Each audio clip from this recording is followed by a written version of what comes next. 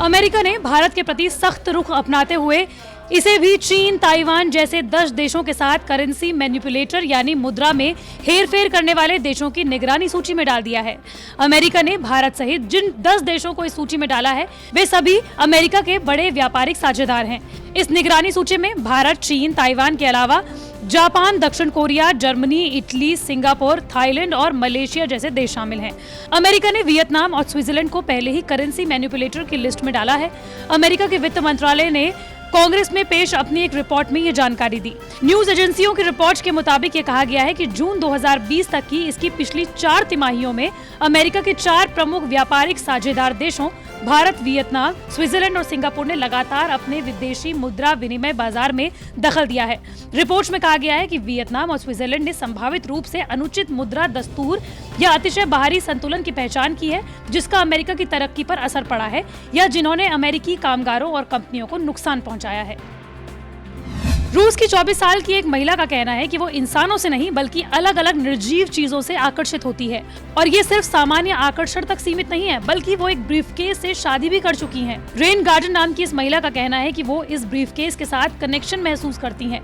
उतना कनेक्शन वो किसी इंसान के साथ महसूस नहीं कर पाई हैं। रेन नर्सरी स्कूल की टीचर हैं और वो बचपन से ये मानती रही हैं कि सजीव से लेकर निर्जीव चीजों में भी आत्मा होती है। जैसे जैसे पश्चिम बंगाल में विधानसभा चुनाव नजदीक आ रहे हैं, नागरिकता संशोधन कानून यानी सीएए की डिमांड राज्य में तेजी से होती जा रही है।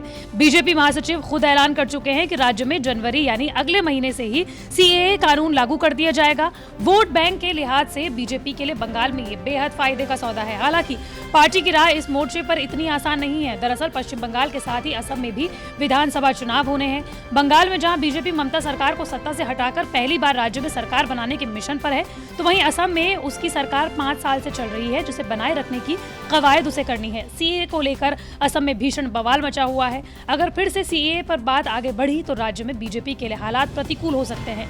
यही वजह है कि सीएए को लेकर बीजेपी बंगाल और असम के बीच फंसती हुई नजर आ रही है। जम्मू कश्मीर के अनंतनाग में भारतीय जनता पार्टी की रैली से पहले ग्रेनेड हमला हुआ है। अनंतनाग के बिजबेरा में सुरक्षा बलों पर ग्रेनेड फेंका गया, जिससे एक जवान घायल हो गया। हमले वाली जगह से करीब 1 किलोमीटर की दूरी पर बीजेपी नेता शाहनवाज हुसैन की रैली होनी है।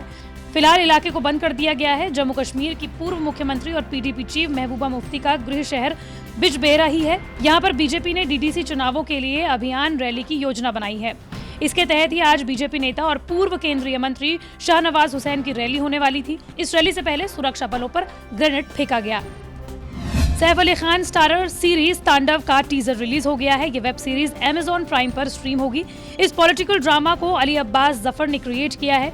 हिमांशु मेहरा और अली अब्बास ने इसे प्रोड्यूस किया है। वेब सीरीज 15 जनवरी को प्रीमियर होगी। तांडव में सैफ अली खान लीड रोल में है।